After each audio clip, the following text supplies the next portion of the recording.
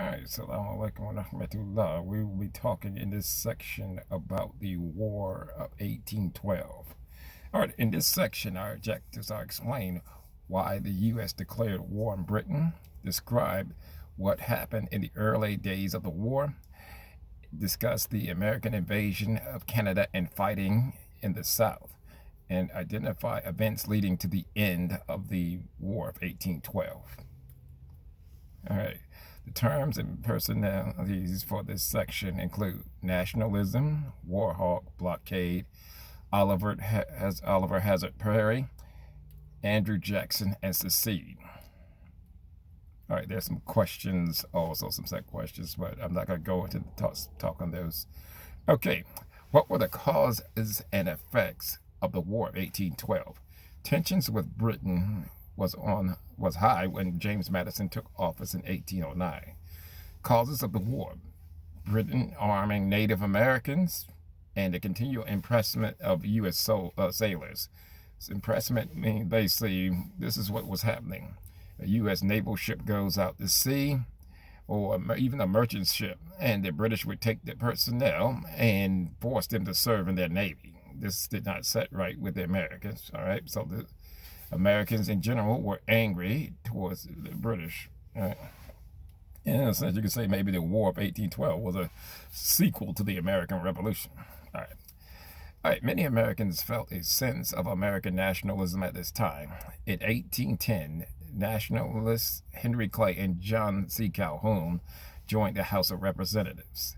They and their supporters were called warhearts. They supported war with Britain. All right. Relations with Britain worsened steadily in early 1812. The British vowed to continue impressment. Native Americans began to attack settlers. In June 1812, Congress declared war on Britain. So on June, Congress declared war. That is the legislative power of the Congress. The Congress has the authority to declare war. All right. The war did not come at a good time for the British, who were still at war in Europe. All right, so they were fighting the Americans and the French at the same time. However, Britain refused to meet Americans' demands to avoid war. All right, Americans were confident that they would win the war. However, the U.S. was not prepared. Jefferson's spending cuts had weakened the military. Okay, so Jefferson, we talked about earlier how he cut money, he downsized a lot of things, cut taxes. Okay, well, these things also came at the expense of the military. The Navy had only 16 warships ready for action, and the Army had fewer than 7,000 soldiers. So, I mean, in a sense, you could say this is kind of like a recipe for disaster. The War of 1812 was fought on several fronts. One important area was the Atlantic coast. And if you look in the slides, you follow a lot of the slides, you will see how the British had a blockade of the U.S. coast. So, all right, and with 16, I mean, like I said, at the start of the war, just 16 warships against what the most powerful at the time, the most powerful navy in the world. Doesn't look good. All right, but let's go. In 1812, the USS Constitution defeated the British warship, the Guerrero, in the North Atlantic. The ship's thick wooden hull earned the name Old Ironside. All right, so the ship didn't have any iron in it, but it had a thick wooden hull, and was named Old Ironside. The USS Constitution, August 1812, defeated the British warship Guerrero in the North Atlantic. All right, battles. Despite the victory of the Constitution, Britain was able to set up a blockade of the American coast. So basically, British ships were basically blockading the U.S. coast, which means that any U.S. ship going in or out from the coast had to go past the blockade. Britain had closed off all American ports by the end of the war. So now, basically, this is not only going to affect just the war effort, but it's going to affect trade, the economy as well. All right, the Great Lakes and the Mississippi were also important fronts. Okay, both sides won key battles during the war in the West. In July 1812, the British defeated American troops in Canada. They captured over 2,000 U.S. soldiers. In 1813, U.S. troops led by Oliver Hazard Perry won control over Lake Erie at the Battle of Put-in Bay. All right, so the U.S. gained control over Lake Erie, the Battle of Put-in Bay. Key figure there, they were led by Oliver Hazard Perry. Okay, Oliver Hazard Perry's victory at Lake Erie was a key victory for Americans. The British were forced to retreat back into Canada. All right, so, okay, an important thing to realize is that at this time, Canada is still a under British control. Okay, still a British colony. It hadn't become a domain yet. A domain is an area with self-rule. But that's more so, I need to talk more about that. That's more so the Canadian side of history. Okay, U.S. troops pursued and defeated the British in the Battle of the Thames. All right, Native Americans suffered defeats both in Canada and in the South.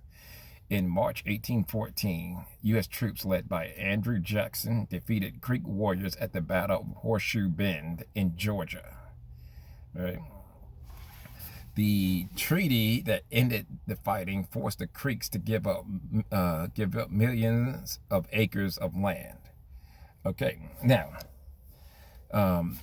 American settlers wanted the land from the Native Americans. Okay, particularly in the South, this was important for additional plantations or the expansion of growth of plantations. So, in a sense, taking Native American Native American lands in the South, forcing them off their land, also help keep slavery going. Because the thing is, if that land is used for plantations, people need to work that land. And they, like I said, this time they were looking for very, very, very, very cheap labor. All right. So, okay, in 1814, the British defeated Napoleon. Okay, so Napoleon, the French are done with, and so now the British can focus more on America. This allowed Britain to send more troops to fight against the U.S. As the war dragged on, Federalists expressed their opposition by calling it Mr. Madison's War. So the Federalists were kind of like, because they had trade ties with England, they were kind of like not so into the war. Many New Englanders opposed the war because the British blockade hurt their trade. Okay, so in 1814, opposition was so high that delegates at the Hartford Convention suggest that New England secede from the United States. So you got a bunch of New England states, this Hartford Convention, and they're talking about leaving the United States. Don't want to be part of the U.S. no more. They want to be their own country. They said, nah, hey, we're done. You know, hey, I'm out of here. I mean, that's what they're talking about. We're going to do our own thing. Okay. Now, in my opinion, that is treason. That is treason. You know what I'm saying? Because, I mean, eventually in the 1860s, the southern states, most of the southern states in the United States would actually leave the Union, or attempted to, and basically that started the Civil War. All right. Well, let's get back to 1814. Okay, the British made their final attacks in 1814. In August 1814, they attacked Washington, D.C. They attacked Washington, D.C., capital of the United States. Okay, the president fled. The Capitol was burned. That's right, the U.S. Capitol burned. And on September 13th, they moved to Fort McHenry in Baltimore. All right, Americans won this battle, which also inspired the U.S. national anthem, the Star Spangled Banner. Okay, so Francis Scott Key wrote this song while at Fort McHenry, while it was under attack. Now, the national anthem does not actually become the official national anthem until the 1930s. However, this song was still popular and it was played at many national functions. However, it doesn't become official until the early part of the 20th century. Okay, Britain had tired of war, and on Christmas Eve, 1814, the two sides signed the Treaty of Ghent. All right. Something else I didn't mention either. The White House, when an attack on Washington, D.C., the White House was burned. Yes, right, the White House. The place where President Trump resides right now, where his official residence, was burned by the British. Okay, matter of fact, the story goes is that the reason why it is the White House is that it was whitewashed to cover up the damage from being burned. So it becomes after that, from that point on, the White House. Okay, the Capitol was burned as well. So, all right. So, 1814, the two sides signed Britain being tired of war. On Christmas Eve, 1814, the two sides signed the Treaty of Ghent. All right. This is the treaty that ends the War of 1812. Excuse me. The Treaty of Ghent ended the war, returned things to the way they had been before.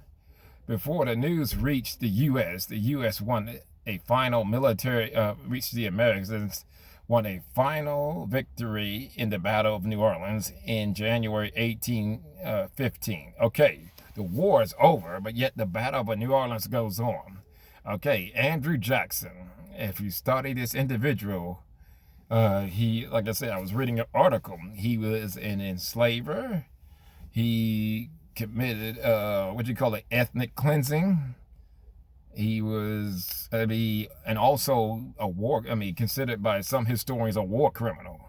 And he's on a $20 bill. Maybe we should do something about that, Yes, he has his place in history, okay? Even dictators and tyrants have their place in history, but they shouldn't be honored. This is my opinion. As far as if you're going to honor history, okay? Honor historical figures, honor those who did something heroic, something really meaningfully worthwhile, not someone who committed crimes against humanity. It's got to be honest. That's just what it was. And there are even cases, matter of fact, I'll probably post these articles so you all can read them yourselves about Andrew Jackson. You come to your own conclusion. I'm not trying to lead you in any way, because you all have a mind of your own. You can hear for yourself, see for yourself, and think for yourself. You're all an intelligent bunch. So, okay, the end of the war, the effects of the end of the War of 1812. The Hartford Convention quickly ended because guess what? There was no need for these New England states to plot their secession because guess what? War's over with. The United States had secured independence from Britain once and for all. So Britain now is not going to treat the U.S. as a second-rate country. They're going to say, okay, well, hey, this is, in a sense, this is a republic that is on on an equal footing somewhat. Okay, the United States militarily at that time was not as powerful as Britain, but still, they're going to treat them as an equal, as opposed to treating them as some country that they can do pretty much whatever they wish. So they will respect the United States as a republic, as a country. Okay, Americans also felt pride and confidence. All right. So this concludes my talk on the War of 1812 from our text. All right, if you have any questions, just feel free to contact me. All right, assalamu alaikum wa rahmatullahi wa barakatuh.